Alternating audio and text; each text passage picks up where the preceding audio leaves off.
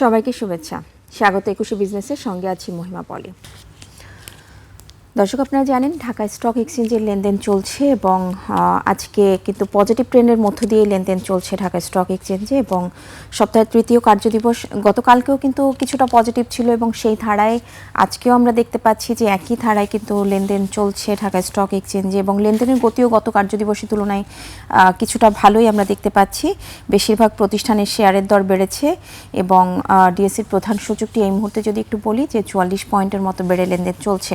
অবশ্যই আমরা ঢাকা স্টক এক্সচেঞ্জের এই মুহূর্তের লেনদেনের চিত্র জানাবো। তার আগে আমি একটু জানিয়ে রাখছি আপনাদের, দেশের শেয়ার বাজারকে আরও গতিশীল, স্থিতিশীল এবং বিনিয়োগ বান্ধব করতে জাতীয় সংসদে বেশ কিছু গুরুত্বপূর্ণ পরিকল্পনার কথা জানিয়েছেন অর্থমন্ত্রী আমির খসরু মাহমুদ চৌধুরী এবং তিনি যেটা বলেছেন, দেশের শেয়ার বাজারকে দীর্ঘমেয়াদী অর্থায়নের একটি শক্তিশালী উৎস হিসেবে গড়ে তুলতে কাজ করছে বিসেক। এরই মধ্যে এরকম একটি পরিকল্পনার কথা বলা হয়েছে। এর অংশ হিসেবে আইনি সংস্কার, নতুন পণ্য সংযোজন এবং বাজারের স্বচ্ছতা ও সুশাসন নিশ্চিত করার উপর জোর দেওয়া হয়েছে।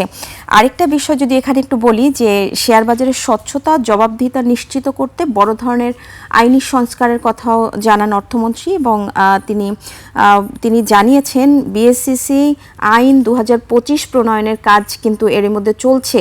এছাড়া ক্যাপিটাল মার্কেট স্টাবিলাইজেশন ফান্ড আইন 2026 এবং এছাড়াও বেশ কিছু উদ্যোগের কথা বলেছেন। কর্পোরেট গভর্নেন্স খাতে সুশাসন জোরদার করতে কর্পোরেট গভর্নেন্স রুলস 2026 চূড়ান্ত করার কাজও শেষ পর্যায়ে রয়েছে এবং হয়তো খুব শীঘ্রই আমরা এই যে কর্পোরেট গভর্নেন্স রুলস বিধিমালা নিয়ে আমরা জানতে পারবো এবং বাজারে কারসাজি রোধে তদন্ত ও এনফোর্সমেন্ট কার্যক্রম জোরদার করা হবে এবং এই যে বেশ কিছু উদ্যোগ পুঁজিবাজারের জন্য নেওয়া হয়েছে, এটা নিঃসন্দেহে একটা পজিটিভ ইম্প্যাক্ট ফেলবে পুঁজিবাজারের জন্য। এছাড়াও শেয়ার বাজারকে আধুনিক করতে সম্পূর্ণ ডিজিটালাইজেশনের পরিকল্পনা নেওয়া হয়েছে এবং যে ক্ষেত্রে আমরা এখন দেখা যায় যে বিশ্বের যে কোনো প্রান্ত থেকে কিন্তু আমরা শেয়ার বাজারের সব গতি প্রকৃতি আমরা দেখতে পাই না, সেটা পরবর্তীতে যদি এই ডিজিটালাইজেশনের বিষয়গুলো আসে তখন আমরা বিশ্বের যে কোনো প্রান্ত থেকে আমরা হয়তো সেটা সহজেই বিনিয়োগ করতে পারবে এবং সহজে আমরা শেয়ার বাজারের সাথে জড়িত থাকতে পারবো। আরেকটা বিষয় এখানে বলছি যে পরিকল্পনাগুলোর কথা বলা হয়েছে, সেই পরিকল্পনাগুলোর জন্য আমরা হয়তো খুব শীঘ্রই আমরা এই পরিকল্পনাগুলোর এক্সিকিউশনটাও দেখতে পারবো শেয়ার বাজারের জন্য। তো দর্শক, আমরা ঢাকা স্টক এক্সচেঞ্জের এই মুহূর্তের যে লেনদেনের চিত্র সেটা একটু দেখে নিব। চলুন আমরা প্রথমে সূচকের অবস্থানটা একটু জেনে নিই। সূচকের কোন অবস্থানে রয়েছে। আমরা কিছুক্ষণ আগেই যেটা বলেছিলাম যে আজকে কিন্তু বাজার ইতিবাচক ধারাই চলছে, সূচকের উত্থান রয়েছে। কিছুক্ষণ আগে যেটা দেখেছিলাম যে 44 পয়েন্টের মতো পজিটিভ ছিল ডিএসসির প্রধান সূচক। চলুন আমরা এই মুহূর্তে কি অবস্থানে রয়েছে আমরা দেখতে পাচ্ছি। 35 পয়েন্ট পজিটিভ রয়েছে ডিএসসির প্রধান সূচক, 5158 পয়েন্টে রয়েছে এবং লেনদেন হওয়া প্রতিষ্ঠানগুলোর মধ্যে বেশিরভাগ প্রতিষ্ঠানের কিন্তু শেয়ারের দর বেড়েছে। সেটা আমরা দেখতে পাচ্ছি 298টি, প্রায় 300টি প্রতিষ্ঠানের শেয়ারের দর বেড়েছে। দর হারানোর সংখ্যা 45টি, অপরিবর্তিত রয়েছে 49টি প্রতিষ্ঠানের শেয়ারের দর এবং আজকে গত 2 কার্যদিবসের তুলনায় কিন্তু আজকে লেনদেনের গতিটাও কিছুটা ভালো দেখেছি আমরা। তো সেই ধারাবাহিকতায় আমরা দেখতে পাচ্ছি, বলতেই পারি যে আজকে লেনদেনের পরিমাণ যেটা ছাড়িয়েছে, আপনারা দেখতে পাচ্ছেন যে 400 কোটি টাকার বেশি লেনদেনের পরিমাণ ছাড়িয়েছে এবং দিনের এই মুহূর্তে টপ ট্রেডের তালিকায় যে প্রতিষ্ঠানগুলি উঠে এসেছে তাদের প্রথম 5টি প্রতিষ্ঠানের অবস্থান একটু জেনে নিব।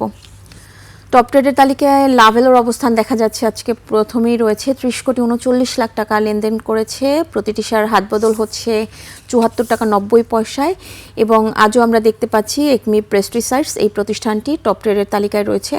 লেনদেনের পরিমাণ ছাড়িয়েছে 26 কোটি 26 লাখ টাকা এবং হাত বদল হচ্ছে 23 টাকা 30 পয়সায়। টেকনো ড্রাগ রয়েছে এই তালিকায় তৃতীয় অবস্থানে। খান ব্রাদার পিপি ওভেন ব্যাগ, ডোমিনিস স্টিল এই দুটি প্রতিষ্ঠান রয়েছে যথাক্রমে চতুর্থ এবং পঞ্চম অবস্থান। তো টপ ট্রেডের তালিকায় থাকা যে প্রতিষ্ঠানগুলিকে দেখতে পাচ্ছেন সব কয়টি প্রতিষ্ঠান কিন্তু আজকে পজিটিভ ট্রেন্ডের মধ্য দিয়েই লেনদেন চলছে। এই 5টি প্রতিষ্ঠানের অর্থাৎ সবগুলোরই কিন্তু গত কার্যদিবসের তুলনায় দর বেড়েছে। তো এই মুহূর্তে টপ গেইনার্সের তালিকায় যে প্রতিষ্ঠানগুলি রয়েছে অর্থাৎ শতাংশের দিক থেকে সবচেয়ে বেশি দর বাড়া প্রতিষ্ঠানগুলোর মধ্যে প্রথমেই দেখা যাচ্ছে ফ্যামিলি টেক্সকে।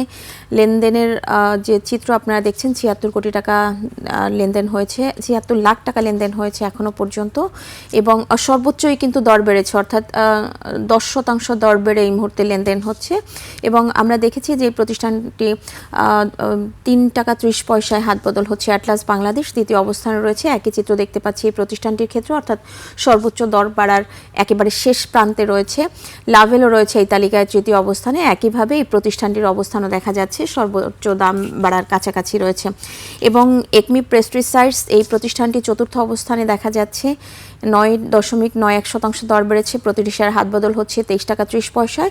ফার্স্ট ফাইন্যান্সের অবস্থান পঞ্চমে দেখা যাচ্ছে, ৯.52% দর বেড়েছে এবং লেনদেন হচ্ছে প্রতিটি শেয়ারে 2 টাকা 30 পয়সায়। তো টপ লুজার্সের তালিকায় থাকা প্রতিষ্ঠানগুলোর নাম একটু দেখে নিব আমরা।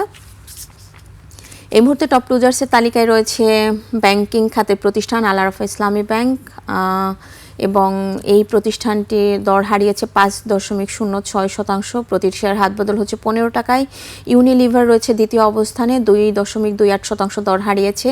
স্ট্যান্ডার্ড ব্যাংক রয়েছে তৃতীয় অবস্থানে এবং এই প্রতিষ্ঠানটির দর হারিয়েছে 1.92%। এবি ব্যাংক 1.75% দর হারিয়েছে, যেখানে পদ্মা লাইফের 1.75% দর হারিয়েছে।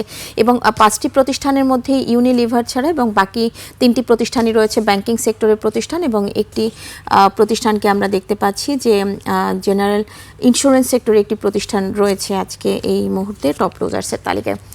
তো দর্শক, আপনারা দেখছিলেন ঢাকা স্টক এক্সচেঞ্জের এই মুহূর্তের লেনদেনের সর্বশেষ চিত্র।